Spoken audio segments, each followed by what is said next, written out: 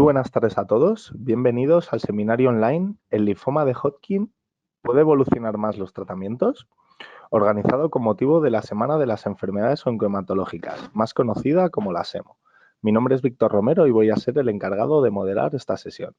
Este seminario se encuentra enmarcado dentro de la campaña Imaginando el Futuro, con la que desde AEAL, Asociación Española de Afectados por Linfoma, Mieloma y Leucemia, queremos resolver las dudas de pacientes y familiares para que puedan afrontar el proceso de la enfermedad de una forma mucho más consciente y segura.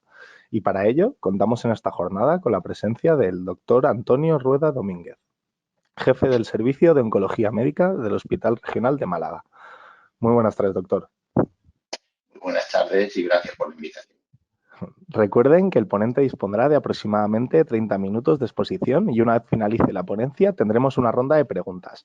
Les recordamos que en caso de que tengan alguna duda la pueden realizar durante todo el seminario a través de la aplicación en el apartado Preguntas. Y sin más dilación, de dar paso al doctor Rueda Domínguez. Doctor, le permito que nos muestre su presentación. Reitero las buenas tardes a todos y mi agradecimiento a EAL por la invitación para esta actividad. Y me corresponde hablar sobre el tratamiento del linfoma de Hodgkin y sobre todo cómo van a evolucionar y están evolucionando los tratamientos de esta enfermedad en este momento. En primer lugar, antes de comenzar a hablar de los tratamientos, quisiera hacer un repaso de la evolución histórica de la supervivencia en el linfoma de Hodgkin para que nos situemos en el punto de partida. Como puede observarse en este dibujo, esta es una curva de supervivencia del año 1965 de la evolución de los pacientes con linfoma de Hodgkin estadio avanzado. Como pueden observar, a 5 años solamente conseguían sobrevivir menos del 5% de los pacientes. Si lo comparamos con las curvas recientemente comunicadas en el Congreso Americano de Oncología de hace escasamente 3 semanas, podemos observar el dramático cambio positivo que han vivido los pacientes que padecen esta enfermedad, hasta el punto de que hoy día, aún tratándose de estadios avanzados, el 94% de los pacientes consigue la curación. Este aumento de supervivencia es debido a dos cosas. En primer lugar, como podemos observar en la curva de la izquierda, ha habido una disminución de la mortalidad por linfoma de Hodgkin en los últimos 40 años. Estos son datos de Norteamérica actualizados a 2022 y una discreta disminución de la incidencia también de la enfermedad. Ambas cosas ha llevado a que hubiera un aumento claro de la supervivencia, como se observa en la gráfica de la derecha. Este aumento de la supervivencia no solamente se ha observado en los estadios tempranos, en los estadios 1 y 2, que hoy día prácticamente el 95% de los casos consiguen la curación a 5 años, sino que también en los estadios avanzados, estadios 3 y 4, más del 80% consiguen superar la enfermedad. No obstante, tenemos retos importantes para el futuro en el tratamiento del linfoma de Hodgkin clásico. No podemos olvidar que en esta enfermedad hay una alta tasa de mortalidad no relacionada con el linfoma, hasta el punto de que la mitad de los pacientes con estadios iniciales que fallecen y 1/3 de los pacientes con estadios avanzados que fallecen no lo hacen por el linfoma, sino que fallecen como consecuencia de la toxicidad a corto o largo plazo de los tratamientos o a consecuencia de comorbilidades tardías. También tenemos que tener en cuenta la peor evolución de los pacientes mayores de 65 años, como veremos seguidamente, y el hecho de que los pacientes que recaen tras el primer tratamiento, aun consiguiendo una alta tasa de curación, requieren mejoras en el tratamiento para que su supervivencia sea mejor todavía en los próximos años. Centrándonos en los pacientes mayores de 65 años, aquí podemos ver que escasamente menos del 20% de los pacientes se diagnostican de linfoma de Hodgkin por encima de los 65 años, pero en este grupo de edad es donde se aprecia la mayor mortalidad. Más del 20-25% de los pacientes con linfoma de Hodgkin diagnosticados por encima de 65 años fallecen por la enfermedad. Y esto es debido fundamentalmente a que esta población no soporta los tratamientos agresivos, igual con la población más joven, que como pueden ver, las tasas de mortalidad son menores al 10%.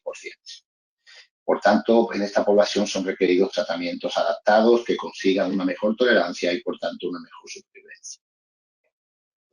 Entrando ya en los avances del tratamiento del linfoma de Hodgkin, tenemos que destacar que a la clásica radioterapia y quimioterapia de combinación se han añadido en los últimos 10 años dos eventos que nos han permitido mejorar claramente el tratamiento. Por un lado, la introducción del PET en el estadiaje de la enfermedad y sobre todo en la valoración de la respuesta y del tratamiento adaptado a la respuesta.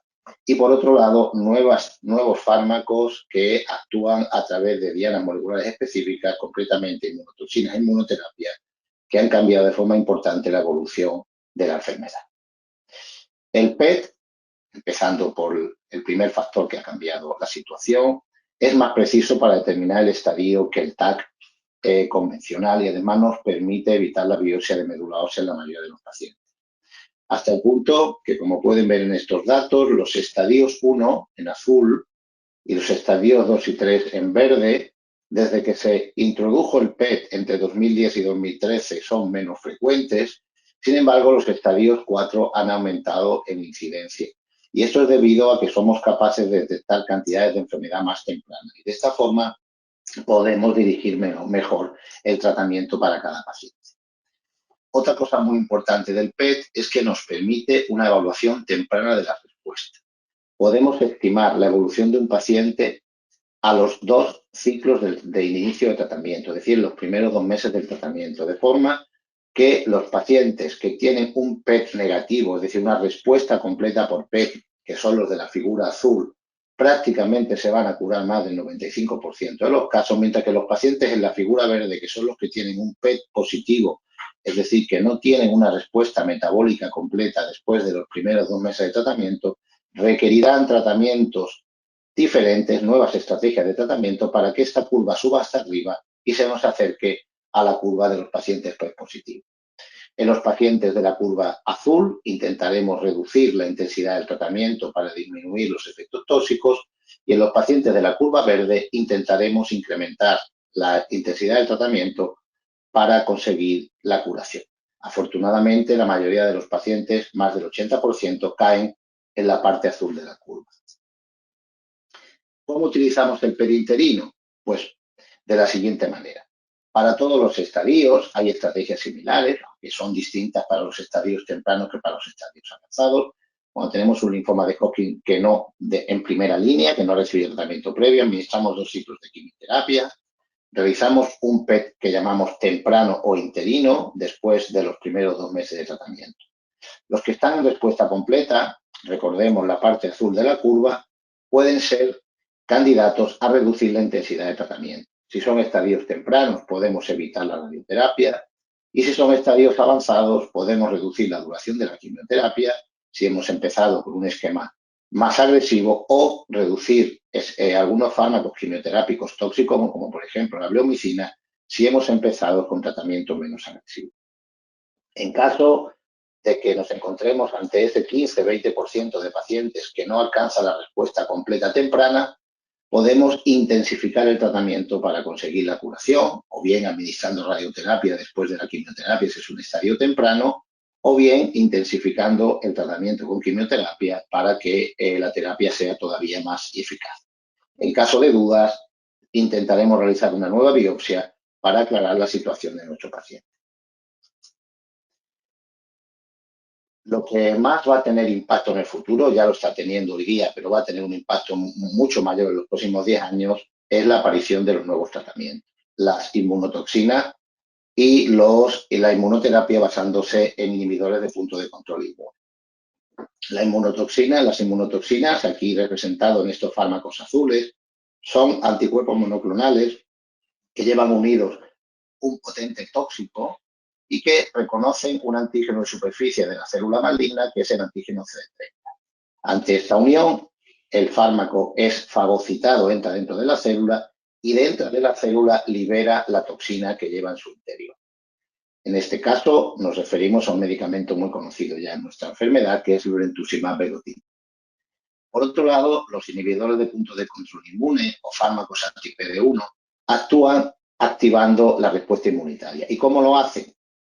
Cuando el paciente tiene una célula inmune activa que va a atacar a la célula de red Sternberg y a la célula maligna, a veces se encuentran con señales inhibitorias de este ataque, como son las proteínas PDL2 y PDL1, que uniéndose a la proteína PD1 que tiene esta célula en su superficie, inhibe la respuesta. Pues bien, estos anticuerpos, nivolumab y pembrolizumab, inhiben la proteína PD1 de forma que esta unión no se puede producir y la célula T es activa, ataca y acaba con la célula resistente.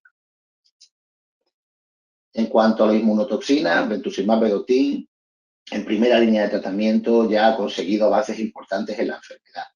Recientemente, como he dicho antes, en el Congreso Americano de Oncología, que se ha comunicado hace escasamente 2 semanas, la combinación de brentuximab más AVD ha demostrado aumentar supervivencia a los estadios 4. Esto no se había conseguido en el linfoma de Hodgkin en los últimos 30 años y esperamos que pronto nuestro sistema sanitario sea sensible y permita que este fármaco esté financiado para los pacientes con linfoma de Hodgkin en estadio 4. También consigue brentuximab vedotin en pacientes ancianos utilizar tratamientos menos agresivos de forma que estos tratamientos puedan ser tolerables y los pacientes puedan conseguir la remisión de la enfermedad. Estos tratamientos en pacientes ancianos todavía están pendientes de estudios más completos para poder ser utilizados en la clínica rutinaria. También se está utilizando brentuximab vedotin asociado a quimioterapia en los estadios tempranos y aquí tenemos 2 estrategias.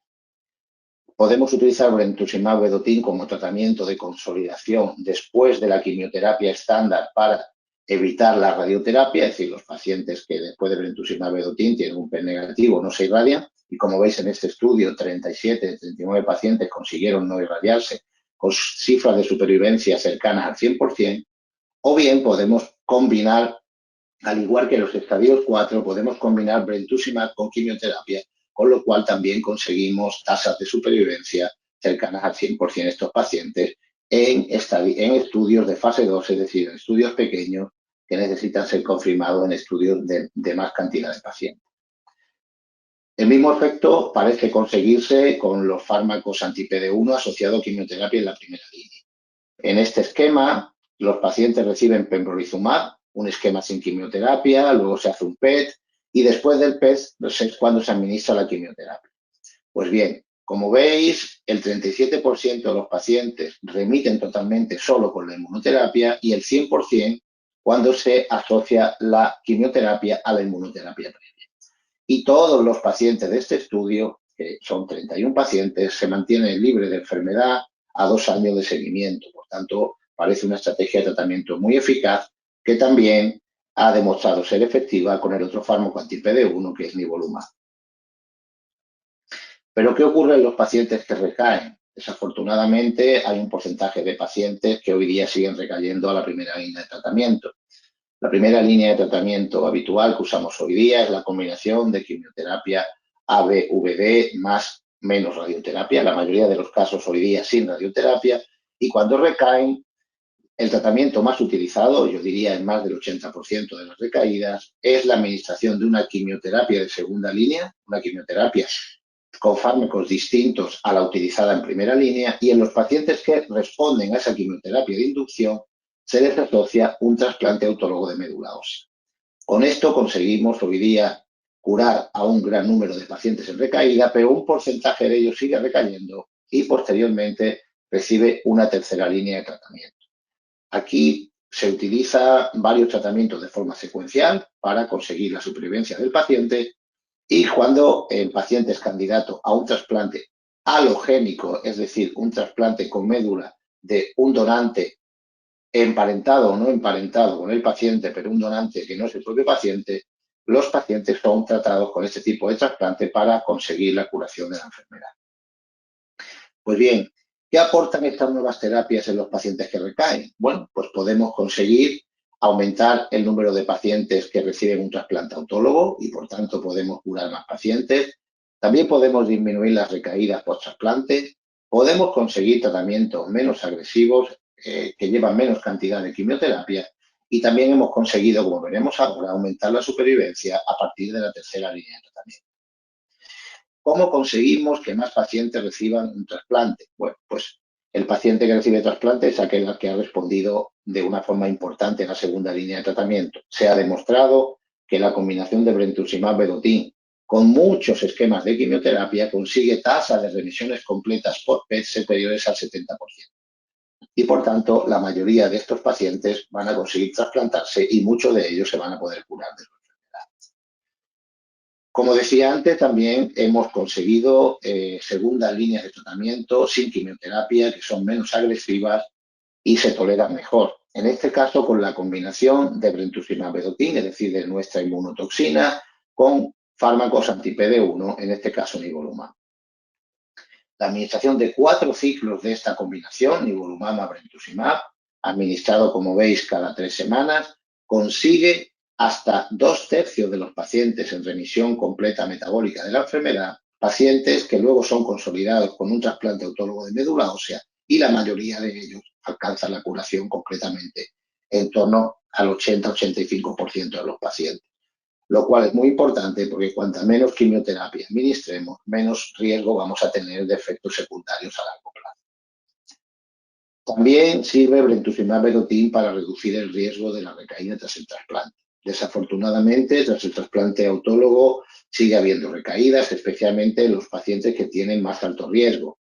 Los pacientes que han sido primariamente refractarios al tratamiento, los pacientes que recaen en los primeros 12 meses después de la primera quimioterapia, o los pacientes que presentan enfermedad fuera del ganglio linfático, es decir, en el hueso, en el pulmón, en el hígado o en la médula ósea. Pues bien, en estos pacientes de mal pronóstico después del trasplante, si administramos brentuximab-vedotin en lugar de placebo en un gran estudio aleatorizado, conseguimos reducir casi a la mitad el riesgo de una recaída.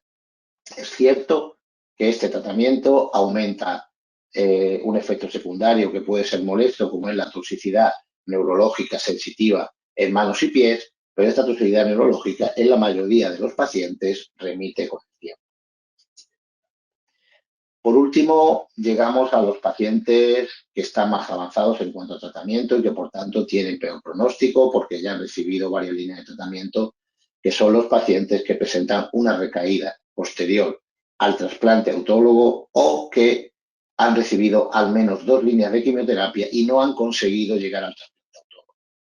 En estos pacientes, como veis, el tratamiento primario hoy día ya no va a ser quimioterapia como en el pasado, el tratamiento primario va a ser pembrolizumab o brentuximab-vedotina, consiguiendo que más del 70% de los pacientes mejoren y más de un 30% hagan una respuesta completa.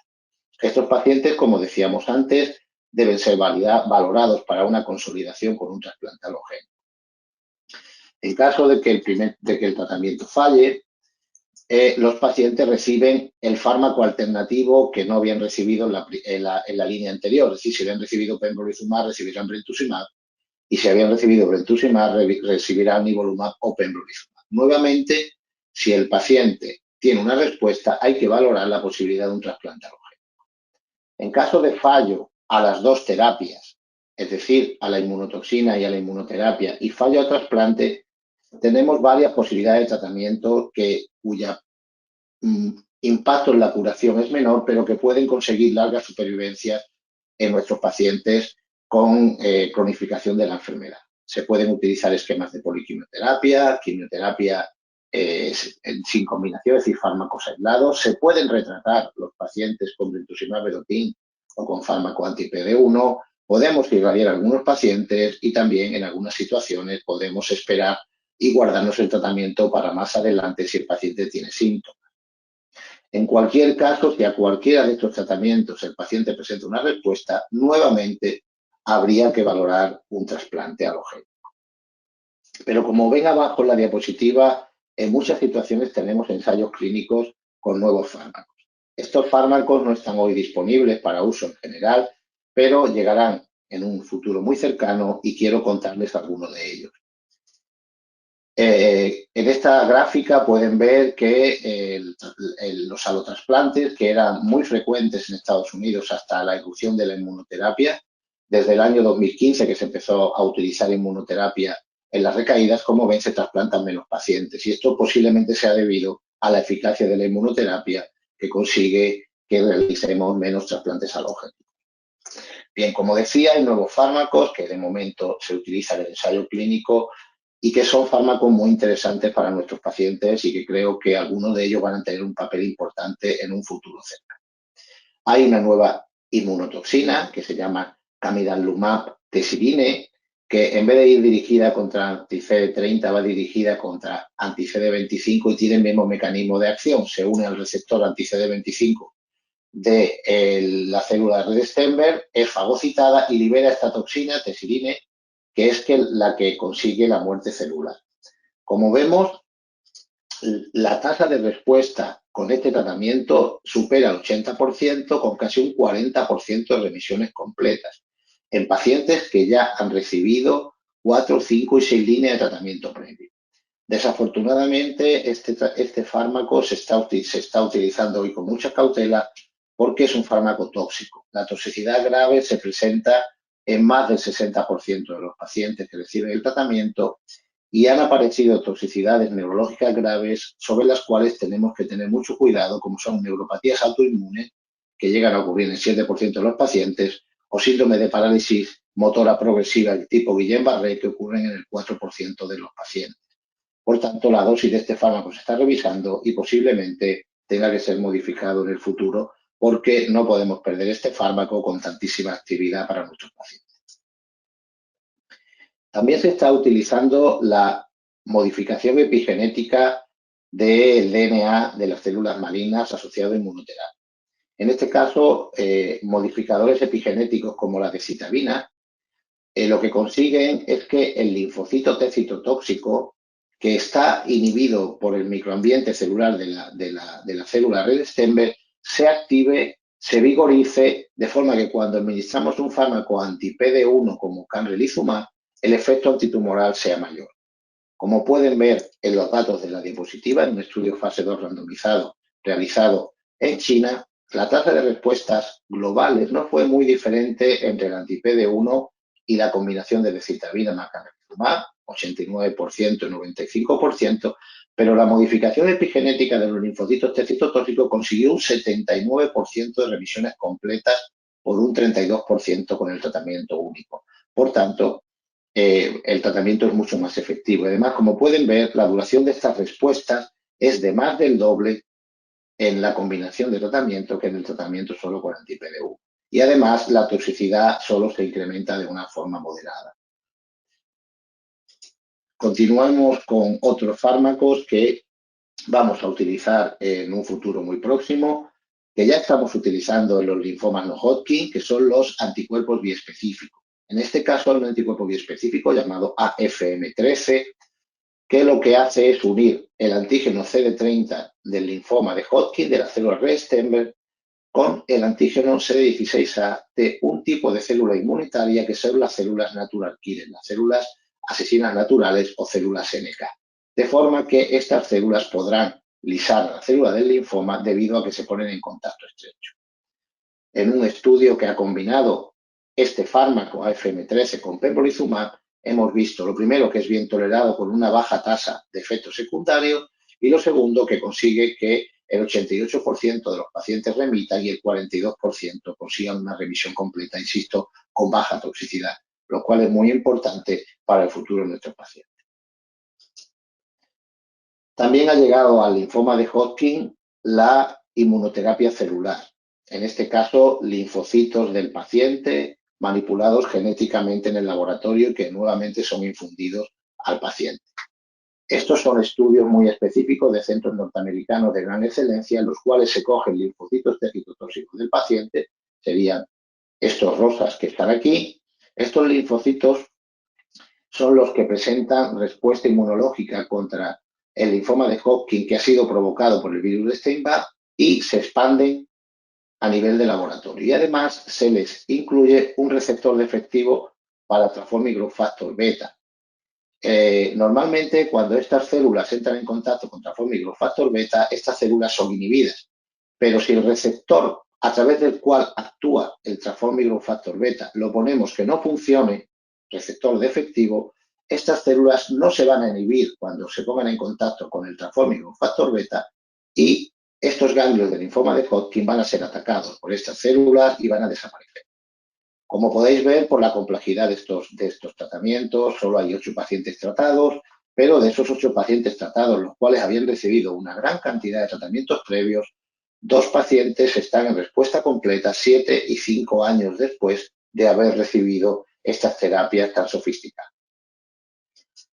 También, y para terminar, han llegado las células CAR al linfoma de Hodgkin. Existen CAR anti-CD30 para tratar el linfoma de Hodgkin, al igual que existen CAR anti-CD19 para tratar los linfomas B no Hodgkin. En este estudio se incluyeron 41 pacientes que habían recibido tratamiento linfodeplectivo antes de recibir el CAR y el tratamiento fue bien tolerado.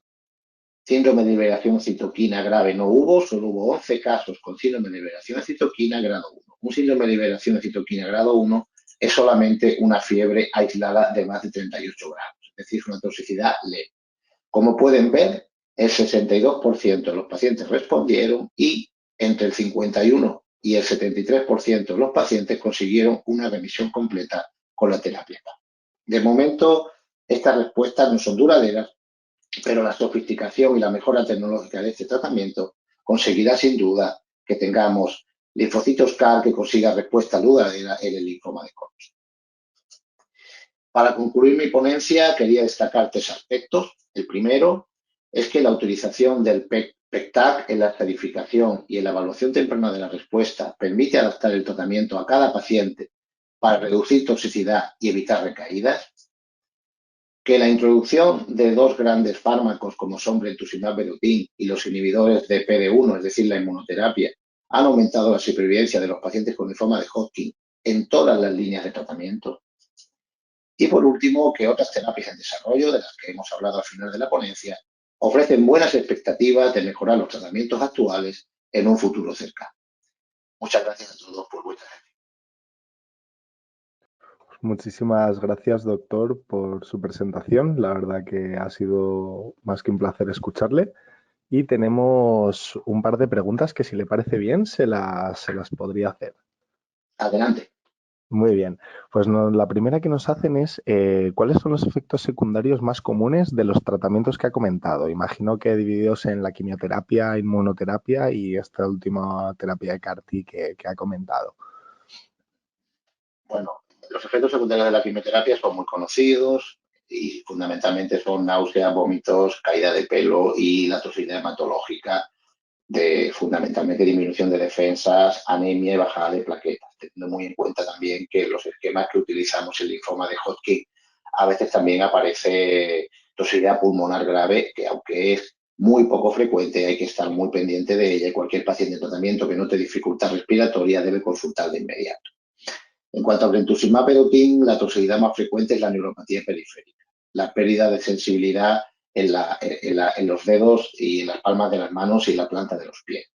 Esta toxicidad ocurre frecuentemente, afortunadamente en la mayoría de los pacientes es leve y es reversible. Es decir, pues prácticamente el 87-88% de los pacientes desaparece con el tiempo la toxicidad por brentuximab vedotin a nivel del sistema nervioso periférico. Debemos de tener en cuenta que a veces esta desaparición puede tardar en llegar hasta 2 años para no ponernos muy nerviosos.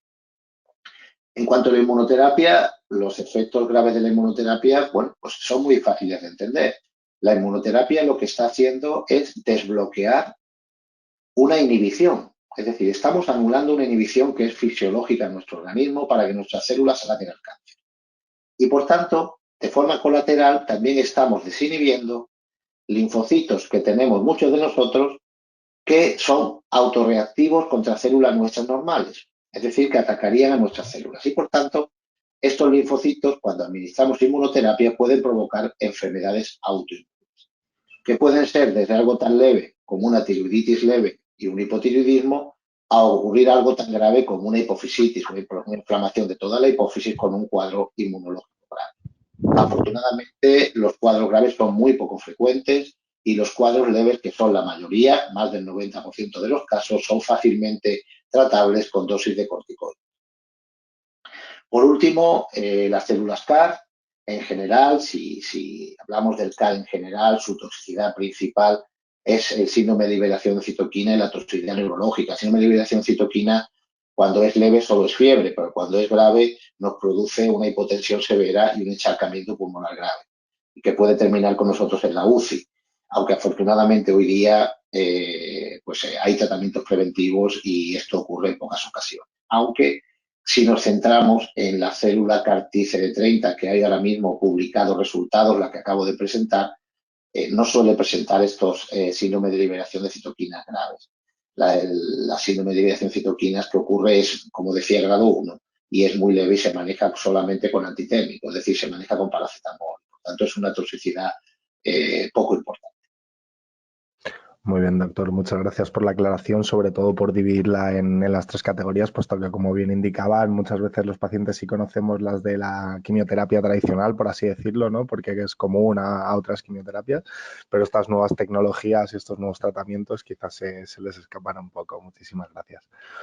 Y por último, nos preguntan, igual también si lo quiere dividir o si esto podría ser común, durante estos tratamientos, si se debe evitar de comer algún alimento en concreto o es específico de cada paciente y cada caso. Bueno, aquí habría que dividir dos grandes grupos de pacientes, no de tratamiento. Vamos a ver.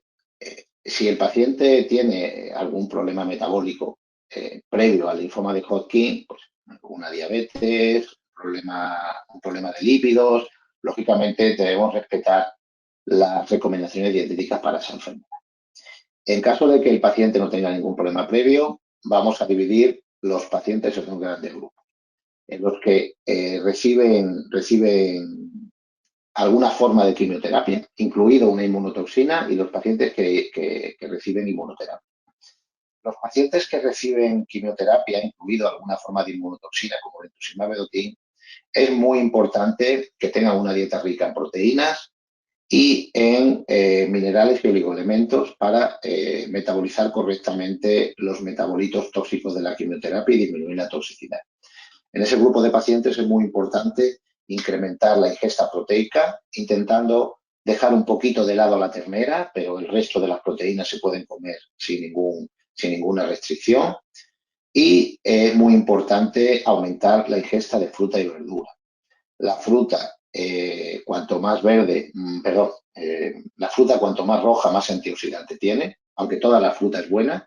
Y la verdura, cuanto más verde, más antioxidante y más oligoelementos tiene, aunque toda la fruta es buena. Es decir, si estoy en verano, el melón es bueno, pero la sandía es mejor.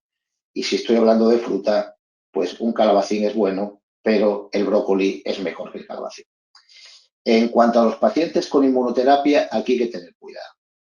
La inmunoterapia necesita de un correcto balance de nuestras bacterias intestinales para ser efectiva. Y por tanto es muy importante que nuestras bacterias intestinales estén en un equilibrio sano, es decir, en el equilibrio que tenemos en nuestro estado de salud, que predominen las microbacterias intestinales que son beneficiosas para nosotros.